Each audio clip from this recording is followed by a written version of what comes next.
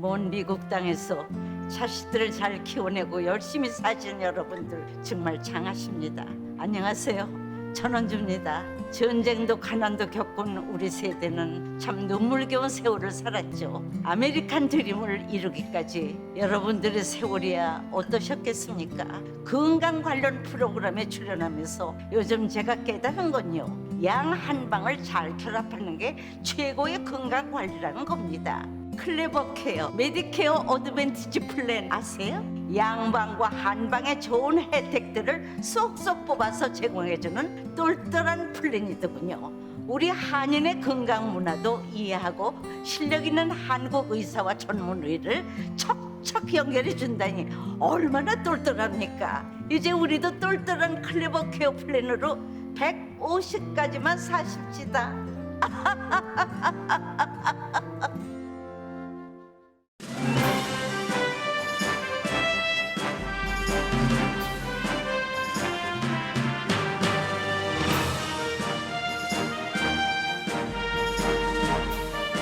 새로운 계절 가을, 행복하고 좋은 일들만 가득하시길 라디오 서울이 응원합니다. 강혜신의 오늘의 미국.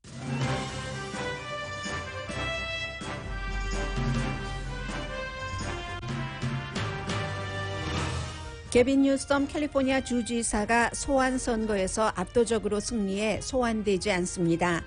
투표자의 3분의 2가 소환에 반대한 이번 선거 결과 캘리포니아 주민이 가장 중요하게 생각하는 것은 주지사의 바이러스 관리 능력입니다. 공화당 도전자는 너무 큰 격차에 부정선거 주장을 하지 못하고 패배를 시인했지만 전쟁에서는 이길 것이라고 말했습니다. 소환 선거를 소환해야 한다는 주의회 움직임 시작됐습니다. 한국과 북한이 같은 날 몇 시간 차이를 두고 미사일 테스트를 했습니다. 한국 밖 언론은 남북한의 긴장 수위가 높아졌다고 보도하고 서울을 방문 중인 중국 외무상의 북한 미사일 발사를 대수롭지 않게 강조하는 반응이 주목됩니다. 트럼프 전 대통령이 제정신이 아닌 상태에서 중국과 무력 충돌을 일으킬 위험을 막았다는 합참 의장에 관한 뉴스가 전해지자 공화당에서는 그 합참 의장을 해고하라는 주장이 나옵니다. 워터게이트 사건을 취재한 밥 우드워드 기자가 쓴 이 책에는 펜스 전 부통령도 트럼프 전 대통령의 부정선거 주장에 동조하려다가 공화당인 댄 케일 전 부통령이 막았다는 묘사도 있습니다. 연방 법무부는 텍사스주 낙태금지법 시행을 중지해달라는 공식 요청을 법원에 접수했습니다. 텍사스주에 본사가 있는 아메리칸 에어라인 등 대기업은 다른 이슈 때와는 달리 이번에는 주 법에 찬성도 반대도 하지 않고 있습니다. 소비자들이 지켜봅니다. 65세 이상 미국 성인의 19%는 팬데믹 기간 중 저축한 돈을 썼습니다. 부자 나라 11개국 가운데 미국 시니어의 경제적 어려움이 가장 크다는 것을 보여줍니다. 레이크타워에 있는 스키장 이름이 원주민을 비하한다는 이유로 변경됐습니다. 윤여정 씨와 스티븐 연 씨가 시사주간지 타임이 선정한 올해 가장 영향력 있는 인물이 됐습니다. 여러분 안녕하십니까? 오늘의 미국 강혜신입니다. 먼저 캘리포니아 주지사 소환 선거를 전해드리기에 앞서서 오늘 저희 라디오 서울 방송은 하루 종일 여러분들께 정말 감사합니다. 여러분들과 함께 29년 동안 이렇게 라디오 서울 방송이 컸습니다는 방송을 하게 될 겁니다. 잠시 뒤에 이제 오늘의 미국이 끝나고 나서 좋은 아침 좋은 하루부터 뒷부분까지 제가 그 자세한 내용은 오늘의 미국 후반부에 좀 전해드리겠습니다만 저희가 29년 동안 방송은 다른 그 회사와는 방송국은 다르죠. 분명히 차이가 있죠. 저희도 물론 공영방송은 아니지만 어떠한 여러분들이 아셔야지 될 내용 그리고 여러분들의 알 권리 또 특히나 이렇게 커뮤니티 방송국이기 때문에 이민자들을 대상으로 한 방송이기 때문에 미국에 대해서 서로 익숙하지 않은 부분들을 많이 알아가면서 또 그 코리안 아메리칸이 무엇을 더 권리를 누릴 수 있는가 하는 것을 추구하면서 29년 동안 저희 뉴스도 그렇고 프로그램도 그렇고 방송을 해왔습니다. 그에 대해서 정말 감사합니다. 저희 방송과 함께 이렇게 29년을 지내주셔서 하는 뜻에 오늘 인사하는 감사 인사하는 프로그램이 하루 종일 마련이 됐고요. 그리고 이제 $1,000를 포함을 해서 여러분들께서 저희가 드리는 감사의 선물을 받으실 수 있는 기회도 있으니까 오늘 저희 라디오 서울 방송과 쭉 함께 평소처럼 해주시기 바랍니다.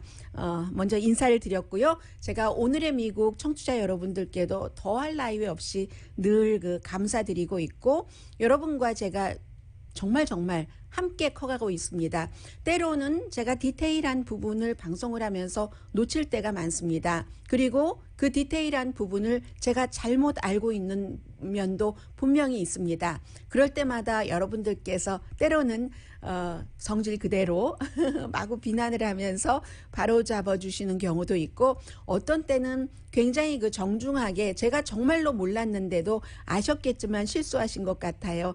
얼마나 감사한 지적이세요. 그런 식으로 해서 저를 더 높은 곳으로 저희 방송을 그렇게 올려주신 분들이 굉장히 많습니다. 늘 감사드리고 있고 일일이 따로 인사드리지 못해서 때로는 죄송하고 이거 제가 여러분들께서 주시는 사랑과 격려를 다 받고 있다는 것을 알려드려야지 되는데 알려드리지 못하는 것에 대한 아쉬움 때로는 그 부분에 대한 스트레스가 있어요. 저는 늘 이번에 제가 여러분들이 주신 그 같은 반응에 대해서 답변해드리지 못한 것을 바로 받지 못하신 여러분께 드리는 말씀이라고 생각하시고요. 저희 라디오 서울 방송 개국 29주년 함께 저희도 축하하고 여러분들도 축하하시면서 꼭 기회 잡으세요. $1,000 상품도 있거든요. 캘리포니아주 주지사 소환 선거 말씀드리겠습니다. 만약에 이게 큰 표 차이가 아니었다면 굉장한 뉴스가 됐을 겁니다. 그런데 지금 의회에서는 체조 선수들을 희롱을 하고 성폭행을 했었던 전 코치에 대한 의사에 대한 이 같은 청문회들 체조 선수들이 직접 나와서 하는 것을 생중계하기도 하고 다른 뉴스도 함께 방송됩니다. 그러나 시간대마다 첫 번째 탑 뉴스는 캘리포니아주에서 어제 소환 선거가 있었는데 개표 처음부터 개표 시작하고 45분 정도 되니까 늘 선거 누가 당선하는 것을 발표하는 AP통신이 게빈 뉴섬 주지사가 소환 선거에서 크게 이겨서 소환될 확률이 없다는 것을 발표를 하더군요. 그러면서 그 뒤에 이제 많이 우리가 오늘 이 순간에 정리해야 될 부분이 있는데 캘리포니아주의 민주당 소환 선거는 캘리포니아주는 블루 스테이트입니다. 바이든 전 대통령이 트럼프 전 대통령보다 바이든 현 대통령이 트럼프 전 대통령보다 30포인트 차이로 이긴 곳이 캘리포니아입니다. 여기서 현재 날이 밝았네요. 벌써 다 나오겠지만 한 70% 정도 개표한 결과 반대 64, 반대 36 거의 2대1이죠. 이 경우는 그리고 이제 64% 이것보다 더 높아질 확률도 있습니다. 그렇기 때문에 이제 3분의 2가 소환에 반대한다 이렇게 표현을 드렸는데 2018년도에 부지사였다가 주지사 선거를 해서 당선됐을 때도 압도적인 표 차이라고 했어요. 그때 62%였거든요. 그런데 이번에 소환에 반대한 데가 64%니까 그것보다도 더 커진 겁니다.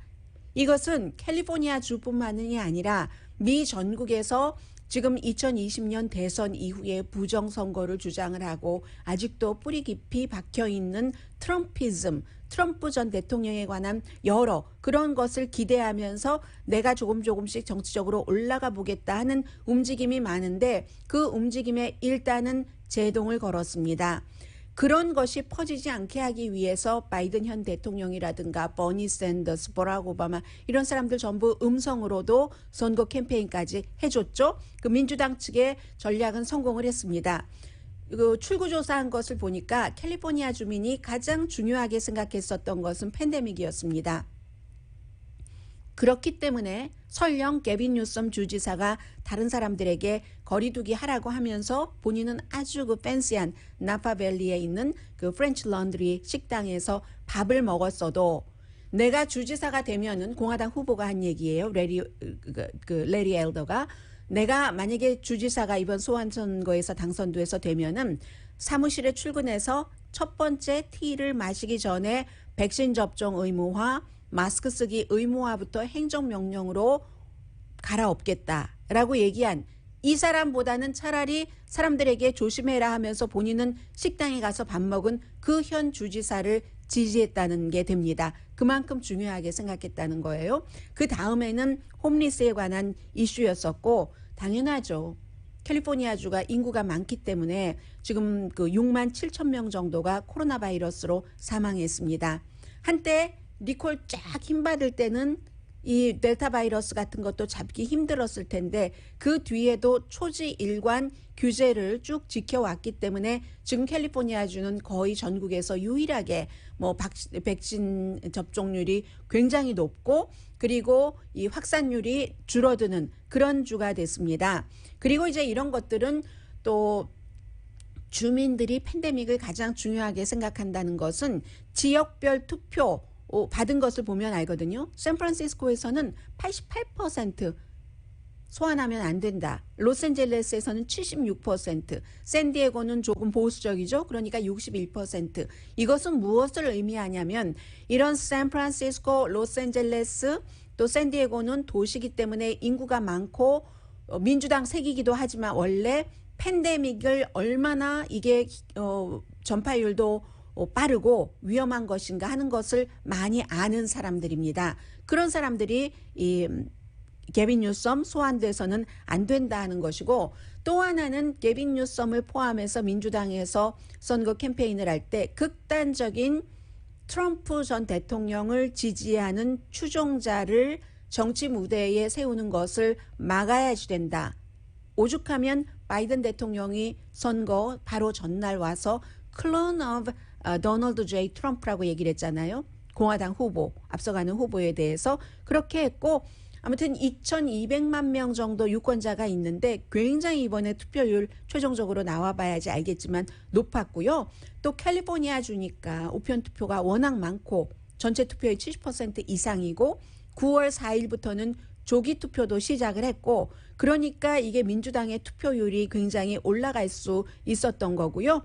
그렇습니다. 그래서 게빈 뉴섬 주지사가 리콜에 노한 것도 그렇지만 여러분들의 그 속마음이 예스라고 한 것에 포커스를 두고 주지사로서 남은 임기 일을 하겠습니다. 내년에 당연히 재선에 나가겠죠. 그 예스라는 것은 과학을 믿는 캘리포니아 주민 여러분, 또 백신의 효력을 믿는 팬데믹을 끝내야 한다는 바람, 투표 권리를 지켜야지 된다는 여성의 낙태권 특히 지켜야지 된다는 또 경제평등, 사회정의, 인종평등, 환경 이런 모든 것들을 반영을 해서 더군다나 유권자들은 분열, 냉소적인 것을 싫어했다고 얘기를 했습니다. 그런 얘기를 하면서도 여전히 트럼프를 이겼지만 왜냐하면 트럼프의 복제라고 표현을 했으니까요. 트럼프주의는 살아있다는 것을 강조하면서 그런 얘기를 했고요. 그리고 또 하나 얘기한 것은 그 부정선거를 계속 그 개표 전부터 했었기 때문에 그런 것에 대해서 공화당에게 좀 철 좀 들어라. grow up. 이렇게 얘기를 하면서 그런 것을 주장한다는 것이 굉장히 이 미국의 민주주의를 사랑하는 사람으로서 부끄럽다. 이런 경고도 여러 차례 이 게빈 뉴섬 주지사가 했습니다. 네. It's shameful. And it's shameful. And I say that, I mean that. As an American, I'm ashamed. I'm disgusted by it. Stop. Grow up, people. These people literally are vandalizing our democracy and trust. 민주당을 또 민주당 그 조직에 관한 어떤 기구에 관한 기관에 관한 제도에 관한 신뢰를 망가뜨리는 그런 사람이라고 얘기를 하고 있죠. What the hell's wrong with these folks? 도대체 뭐가 잘못됐습니까, 당신들? Accept the results. There's absolutely none. It's embarrassing. 네, 이 물론 그 당혹스럽겠지만 이 패배를 인정을 하고 그런 부정선거 주장은 하지 마십시오라고 얘기를 했고 또 공화당에 뭐 많이 받았어요, 지지. 레리 엘더 이 공화당 후보는 그 하루 전까지만 하더라도 패배를 시인할까 말까 했는데 이 정도 차이가 나면은 시인을 하지 않을 수가 없습니다. 2배이기 때문에 60몇 퍼센트 대 30몇 퍼센트이기 때문에 그래서 패배를 시인하고 오히려 지지자들이 모였는데 우리 좀 우아하게 패배를 시인하자라고 얘기를 하면서 그렇지만 전투에서 졌고 전쟁에선 이길 것이다. 내년에 선거에 나간다는 거죠. 이번에 뭐 첫 번째 예스에 대해서는 60% 이상이 노했지만 소환 그다음에 그럼 누구를 지지할 것인가 하는 것에 대해서는 40% 이상 이 사람이 받았거든요. 어쨌든 그런 얘기고 그리고 또 좀 흥미로운 얘기도 어제 했습니다. 이 공화당 후보가 시스템적인 인종차별이 문제라는 것에 나는 동의하지 않는다. 미국에는 그 같은 인종차별이 없다. 왜 그걸 알 수 있냐면 버락 오바마 같은 아프리칸 아메리칸도 대통령 하지 않았는가라고 얘기를 하면서 블랙 라이브스 매터 시위에 반대를 했고 이렇게 어제도 또 미국의 인종차별이 없다. 시스템적인 그런 얘기를 했는데 이게 왜 저에게는 흥미로웠냐면 이런 사람들이 있죠. 레리 엘더가 아프리칸 아메리칸입니다. 그래서 이제 조금 주목받았고요. 어쨌든 캘리포니아주에서 어제 말씀드린 대로 조시 뉴먼 그 주 상원 의원인데 이 사람이 29지구에서 원래 그 정치인 자리를 지키고 있다가 뭐 LA 조금 한 1.7% 정도 그리고 오렌지 카운티와 샌버나디노 카운티가 29지역이 쭉 커버하고 있는 것인데 그 링링첸 공화당이 한때 이 사람 그 리콜 선거에서 져서 이제 그 자리를 빼앗아 갔는데 다시 그 자리를 차지한 사람이에요. 그렇기 때문에 소환 선거에 대해서 잘 알고 있는 사람이죠. 이 사람이 헌법을 캘리포니아주 헌법을 개정을 해서 이제 그 소환 선거를 할 때는 뭔가 좀 그 청원서를 받을 때도 더 많은 사람들이 받고 그리고 소환한다 하는 것에 오케이 하더라도 그 다음에 당선되려면 어떻게 해야지 된다 하는 것을 다시 해야지 된다는 겁니다. 그래서 이분이 원하기는 만약에 소환이 주지사가 된다 하더라도 그럼 부지사가 승계하도록 그게 이제 대부분의 주에서 하고 있는 것이거든요. 그런 얘기를 하고 있고 캘리포니아 주에서 유일하게 이제 소환돼 본 그레이 데이비스 전 그 민주당 주지사는 소환 선거할 때 투표에 붙이려면은 지금의 지난번 선거한 투표율의 한 12%만 청원을 받으면 되는데 서명 받으면 되는데 12%를 25% 정도는 해야지 된다. 이제 이렇게 얘기를 했고요. 그래서 지금부터는 이제 어제 말씀드린 그대로입니다. 부정선거 주장은 너무 표 차이가 많아서 할 수 없게 됐고 캘리포니아주의 소환 선거의 문제점에 대해서는 아마 지금부터 그 의회에서 고치는 과정을 해나갈 것 같습니다.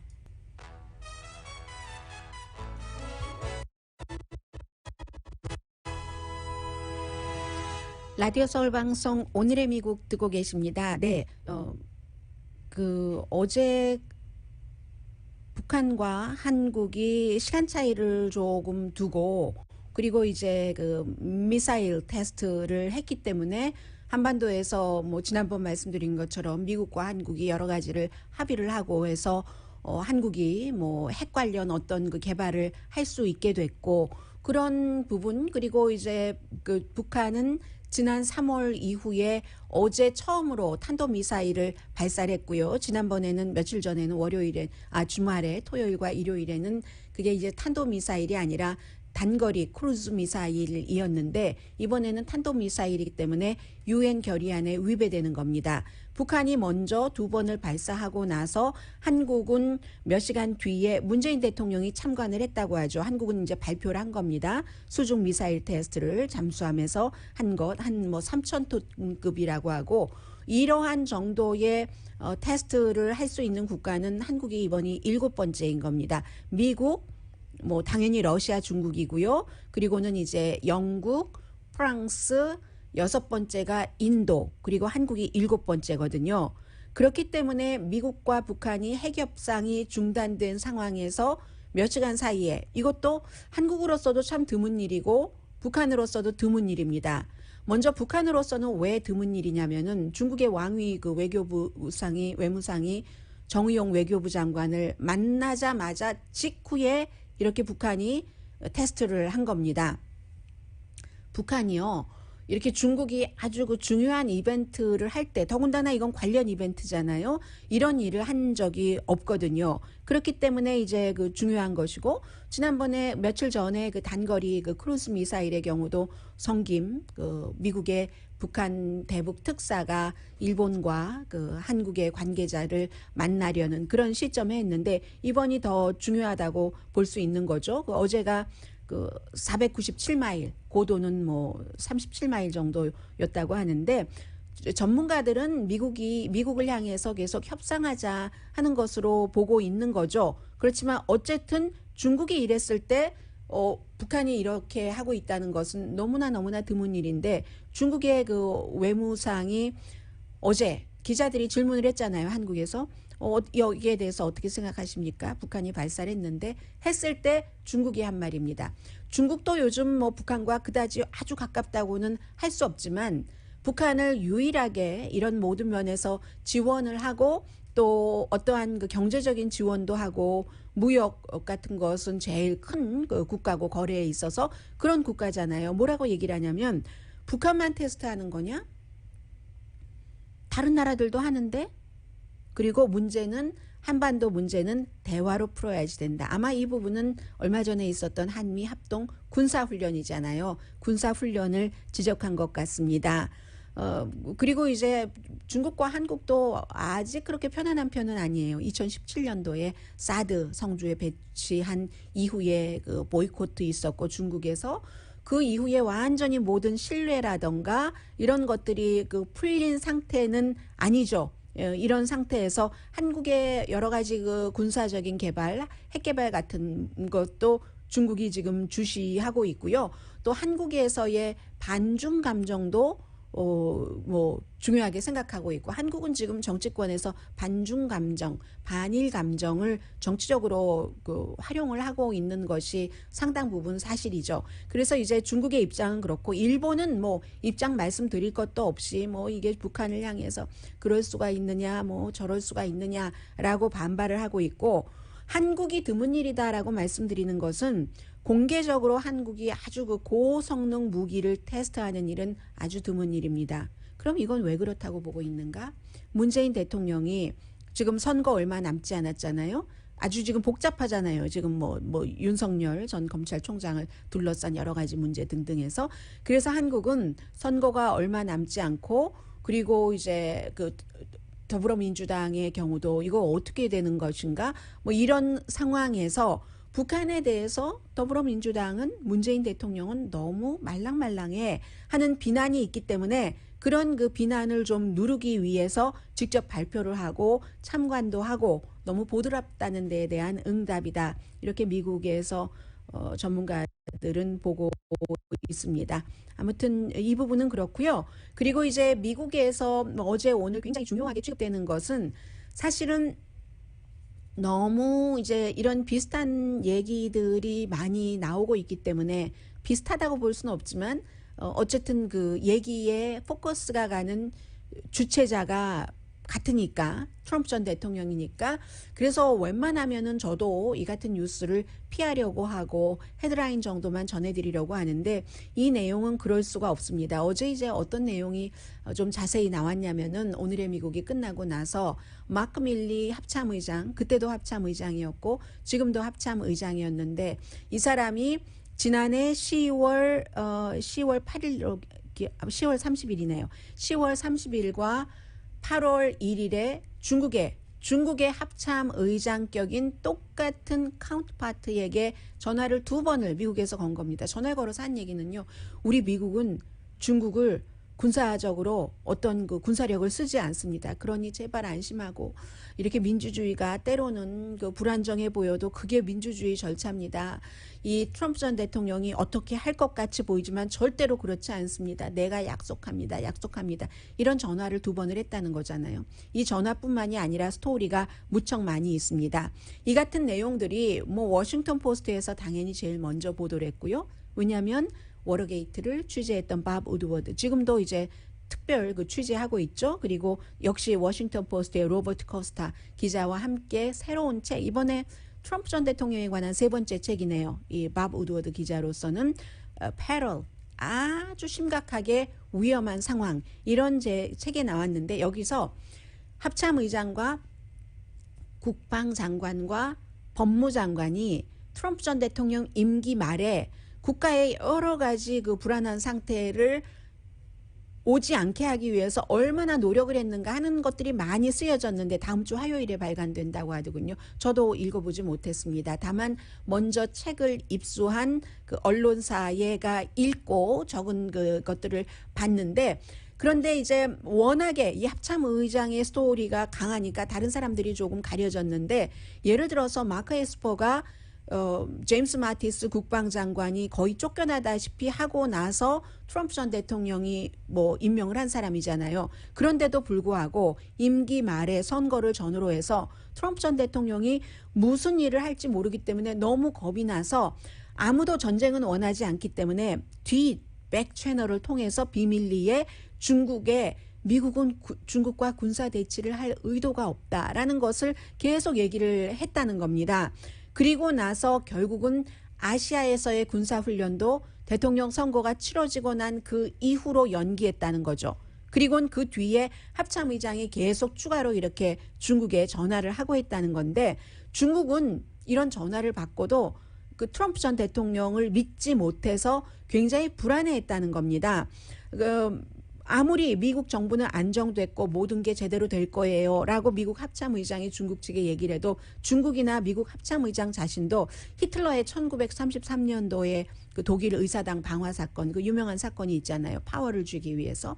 그래서 트럼프 전 대통령이 선거 다 끝나고 나서도 파워를 지키기 위해서 트럼프 전 대통령도 완전한 전쟁을 원하는 사람은 아닙니다. 그때도 완전한 전쟁을 원하진 않았지만 단지 뭔가 선거 전에는 대통령의 긴급 파워가 필요하다는 것을 유권자들에게 보여주기 위해서 긴급 사태가 발생하면 항상 미국 사람들은 뭉치잖아요. 9.12 사태 뭐 이런 때처럼. 그러기 위해서 조금만 건드려 보려고 하다가 그러다가 그러면 상대는 이게 감정적인 문제고 이게 어디까지인지 상대는 모르니까 더 이제 공격을 하고 선제가 선제 공격을 해서 전쟁이 일어나는 거죠. 거의 대부분의 전쟁은 여기에 이제 그 지도자의 감정이 조금 포함이 되고 그렇게 해서 일어납니다. 그래서 트럼프 전 대통령의 그 같은 마음을 알고 이 합참의장이 계속 잠깐만 조금만 건드려도 상대가 더 많이 커서 그건 전쟁으로 갈 수밖에 없는 길입니다. 해서는 안 될 일이 있습니다 하고 끊임없이 설득을 시켰는데도 설득이 제대로 되지 않았다는 거예요.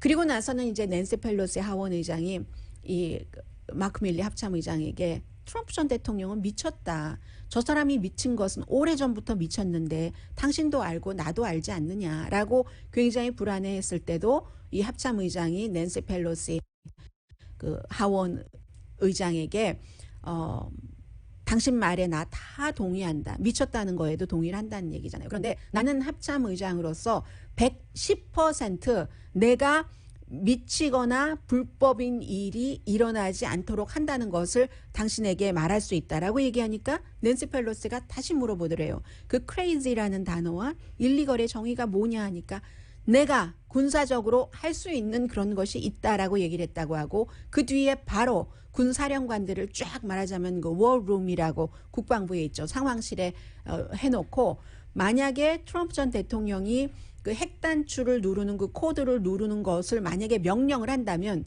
군통수권자가 그럴 권한이 있지만 그러나 또 다른 방법으로 합참의장이 배석하고 합참의장이 거기에 참여를 해야지 되는 것이 있기 때문에 절대로 바로 나한테 알려라 하고 얘기를 하고 그렇게 얘기를 하고 나서도 앉아있는 그 사령관들에게 한 명 한 명에게 다 따로따로 다가가서 그것을 다짐을 받았답니다. 트럼프 전 대통령이 핵단추 누르라는 지시 내리면 어떻게? 합참의장인 나에게 바로 연결을 해라. 이런 식으로 막았다는 것이거든요. 물론 그 핵무기 발사권 자체가 대통령에게 있지만 이 같은 내용이 나오고 나서 바로 이제 플로리다가 지역구인 마르코 루비오 그 플로리다주의 연방 상원 의원이 지난번에 그 예비선거에서도 공화당 후보로 그 나왔었잖아요. 상원 외교관계위원회 소속입니다. 이 사람 당장 해고해라. 합참의장이 만약에 그 책이 패럴에 써 있는 그 책에 나온 그 묘사가 맞다면 합참 의장을 바이든 대통령이 해고해라. 아니면 사임이라도 해라. 라고 얘기를 하고 있고 한 사람뿐이 아닙니다. 왜냐하면 이 마르코 루비오가 얘기하고 있기로는 아직은 트럼프 대통령의 지지층이 강한 거예요. 그 플로리다주의 자신의 지역구에서. 그래서 군 통수권자를 얕보고 한 말이다. 군 통수권자를 어떻게 받길래 그렇게 합참 의장이 설치냐 이런 식으로 지금 얘기를 하고 있고 군이 개입하는 건 더 위험하지라고도 얘기를 하고 있는데 어쨌든 마크 밀리 그 합참 의장은 9월 28일에 의회 청문회에 나가야지 되거든요. 원래는 이게 예정되기를 아프가니스탄에서 바그램 공군기지 철군할 때 등등에 관한 청문회였는데 이번에 이 책이 나오고 나서 이 문제에 대해서 집중적인 특히 공화당으로부터 글쎄요 이 질문을 넘은 공격을 받을 것은 분명해 보입니다. 그리고 저는 또 하나 마이크 펜스 부통령에 대해서 말씀드리고 싶은데 이 책에 마이크 펜스 부통령이 어떻게 나왔냐면 일부에서는 마이크 펜스 부통령이 1월 6일 그 의사당 사건 때에 그럼에도 불구하고 바이든 대통령의 대통령 당선 그 공식 이벤트를 완성을 했다라고 굉장히 높이 평가를 합니다만은 이 책에는 어떻게 묘사되어 있냐면 이 마이크 펜스 부통령도 그렇게 안 해보려고 트럼프의 말을 들어보려고 그게 더 정치적으로 강하다고 생각했을지도 모르고요. 굉장히 애를 썼다는 겁니다. 그래서 마이크 펜스 부통령이 이 사람 저 사람한테 그럴 방안을 찾느라고 댄 퀘일 전 부통령이었고 이 사람도 어떻게 대통령이 돼보려고 했지만 실패한 그 포테이터 그 스펠 때문에 아주 지금 생각해 보면 아무것도 아닌데 우스꽝스럽게 됐었던 그 공화당의 댄 케일 전 부통령에게 물어봤답니다. 댄 케일이 왜냐하면 1992년도에 그 알고와 그 부시 대통령 막 선거가 이렇게 됐을 때 이 사람이 공화당 측에서 감사를 했거든요. 당신은 옴짝달싹할 방법이 없습니다. 그냥 넌 아무런 방법이 없습니다. 이건 분명한 당선이고 당신은 당선을 선포를 해야지 됩니다 하면서 댄 퀘일이 마이크 펜스 전 부통령에게 얘기를 했다는 거죠. 넌 zero, forget it. 그렇게 하려는 것 forget it 하고 그만해라 하니까 마이크 펜스 부통령이 I know 나도 아는데 그래서 트럼프 전 대통령에게 그렇다고 내가 할 수 있는 일은 이 그 딱 선포하는 아나운서 역할뿐이라고 말하려고 노력을 하는데 트럼프 전 대통령과 트럼프 전 대통령의 주변 사람들은 내가 이 결과를 뒤집을 수 있는 파워가 있다고 믿습니다 라고 말하면서 펜스 부통령이 그때 애리조나에서는 그런 그 부정선거를 얘기를 하는 거죠. 그런 것이 있는 듯 보이고 라고 얘기를 했답니다. 그러니까 마이크 펜스 부통령도 끝까지 뭐를 이렇게 가져가고 싶어 했었다는 거예요. 그랬더니 댄 퀘일 공화당 전 부통령이 한 얘기가 No. 내가 애리조나에 살거든.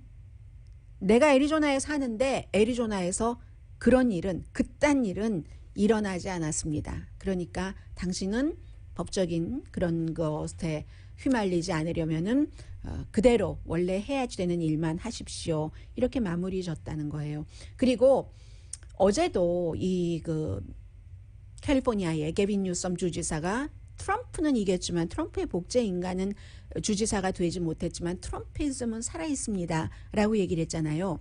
트럼프 전 대통령이 10월 9일이네요. 10월 9일에 아이오와주에 가서 선거 유세를 하는데 이때쯤이면 이제 2024년도에 대선에 출마한다는 그림 같은 것을 어느 정도 발표를 할 것으로 보입니다. 나갈지 안 나갈지 몰라요. 지금 이미 75세가 됐고 그러나 한 가지는 분명하죠. 나간다 하면서 선거 자금을 모으는 돈을 모으는 자신의 팩으로 모아서 이리저리 쓸 수 있는 그런 돈 모으기는 할 수 있죠. 트럼프 전 대통령으로서는요. 잠시 뒤에는 바이러스와 돈과 관련된 내용 그리고 미국의 기업들의 움직임 전합니다. 제가 첫 번째에 후원해 주시는 분들을 안 불러드렸었던 것 같아요. 그렇죠?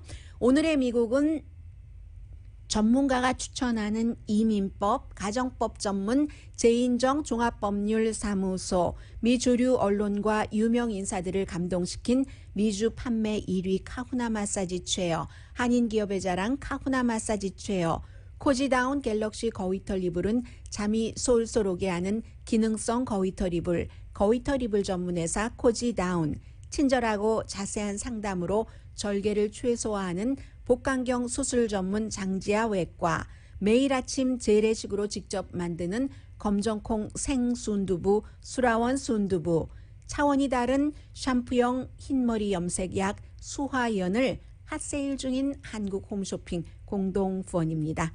네, 이 모든 오늘의 미국을 후원해 주시는 분들께도 저희 라디오 서울 방송이 세워진 지 29주년을 맞아서 다시 한번 감사드립니다. 고맙습니다.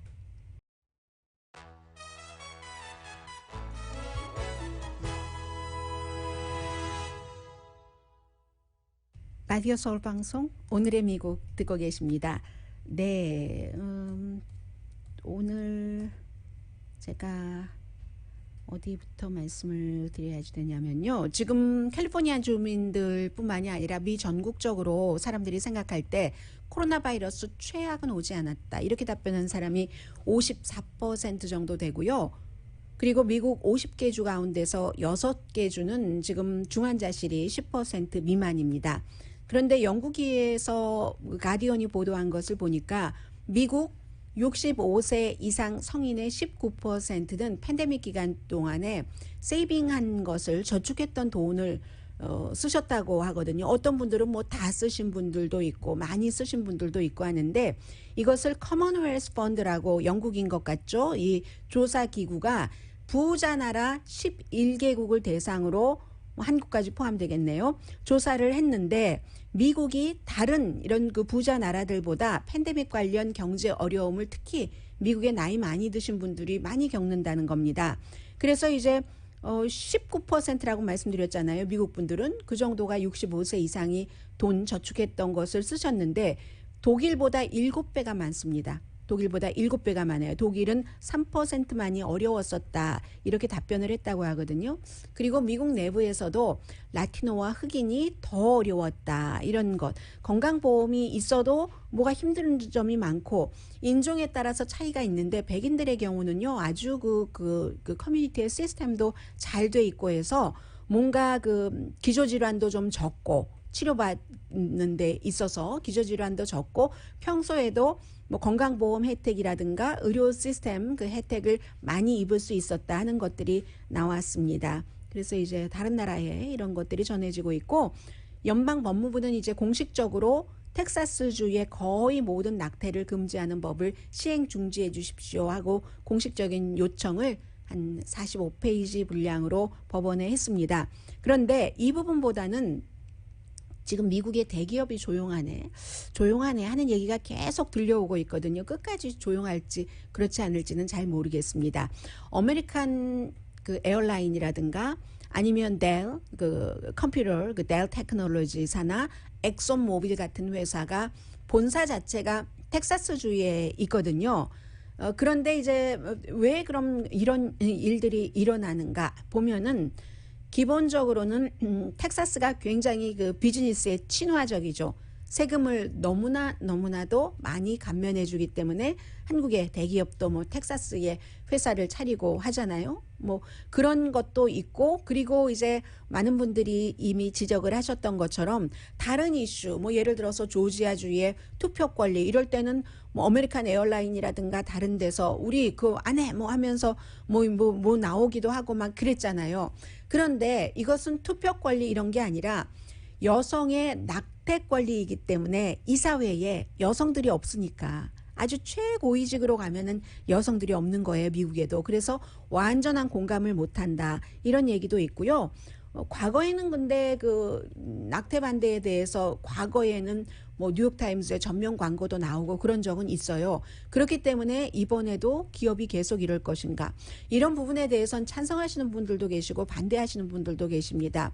불과 한 10년 전까지만 하더라도 기업은 돈만 벌고 정치인은 정치만 하고 했는데 소비자들의 생각이 달라진 겁니다. 그런 뭐 투표 권리를 뭐 방해한다고 그런데 아무 일도 안 하는 회사에서 내가 물건을 왜 사? 저 회사는 그거 안 된다고 하는데 그럼 저 회사 걸 사지? 하니까 기업이 이런 입장을 발표하는 것은 정치를 하기 위해서가 아니라 물건을 팔기 위해서 할 수 없이 이렇게 입장을 굵직한 이슈가 있을 때마다 해왔는데 이번에는 낙태 때문에 그런지 아무튼 지금 안 하고 있고요. 다만 이제 몇몇 회사가 더 덧붙여졌네요. 우버라든가 리프트는 텍사스의 그 법이 그 낙태하려고 하는 사람을 태워서 어디에 데려다 주면 그 우버 기사도 고소할 수 있게 하고 하니까 이제 이런 회사에서는 뭔가를 좀 반발을 하고 또 여성분들이 많이 쓰고 계시는 베네핏이라는 화장품이 있죠. 입술 그 틴트 하는 것으로 유명한 그 회사도 텍사스 법은 싫다 하지만 이런 회사는 아주 엑소모빌 이런 식으로 큰 대기업은 아니잖아요. 뭐 데이팅 회사 몇몇 회사들이 그렇게 하고 하는데 뭐 다른 시 정부로서는 오레곤주의 포틀랜드 시가 텍사스주와 사업을 못하도록 공무원들은 거기 가지도 못하게 하고 있는데 그래서 조금 이제 봐야지 된다는 그런 부분입니다. 어떤 회사는요, 보스파라는 캘리포니아주에 있는 홍보 회사라고 하네요. 이 회사는 텍사스주에서 나는 이런 텍사스주에서는 살고 싶지 않아. 뭐 여러 가지 개인적인 사정이 있겠죠. 그렇게 생각하고 있는 직원은 다른 곳으로 이주할 수 있도록 허락을 하고 이주 비용 $10,000를 지지한다는 게 있습니다. 잠시 뒤에 윤여정 씨, 스티븐 연 씨에 관한 스토리, 휴즈한 스토리 전합니다.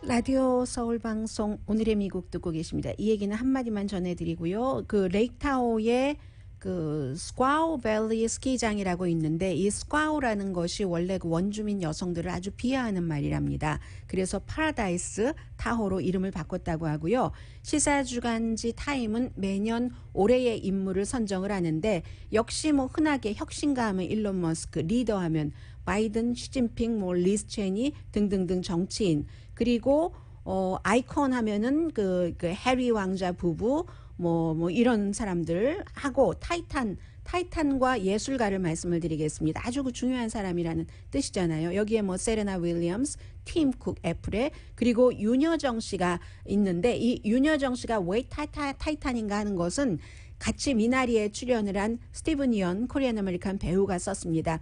존경하는 사람에 대한 글을 쓰기는 어렵지만 처음 그 사람을 보자마자 굉장히 작아졌는데 본인 자신이 태어날 때부터 윤여정이라는 분은 윤여정이라는 어떤 그 본때가 있었던 것 같다. 뭐 이렇게 얘기하면서 어떤 사람은 노력해서 거기까지 갔지라고 말하지만 어떤 그 자신을 가둔 박스에 대해서 계속 거부하는 사회적인 기대도 뛰어넘는 그런 것 연기뿐만이 아니라 모든 곳에서 그렇기 때문에 미나리를 통해서 세계가 윤여정 씨를 알게 된 것은 난 너무 해피하다 이렇게 얘기를 했고요. 예술가 부분에는 이 스티븐 연 씨가 왔는데 스티븐 연 씨는 다른 이제 그 영화인이 썼는데 스티븐 연은 같이 있고 싶은 사람 그리고 에너지 그리고 포용력, 연민, 다른 사람에 대한 배려, 사랑 이런 것들이 얼마나 많은지 판타스틱한 인간이다 이렇게 다른 그 동료가 써줬습니다. 네, 오늘의 미국은 전문가가 추천하는 이민법, 가정법 전문 제인정 종합법률사무소, 카후나 마사지 체어, 코지다운, 장지아 외과, 수라원 순두부, 한국 홈쇼핑 공동폰이었고요. 10시에 좋은 아침 좋은 하루 방송되는데 오늘은 좋은 아침 좋은 하루 시간에는 1일 DJ라고 하고요. 그 다음에 싱글벙글쇼에서 노래자랑도 있다고 하고 그리고 그 라디오 컨설트에서는 지금까지 진행했었던 분들이 나와서 퀴즈를 한다고 하거든요. 저희 이 라디오 서울 방송 29주년 개국 기념 그리고 $1,000도 있어요. 함께 해주시기 바랍니다. 강혜신이었습니다.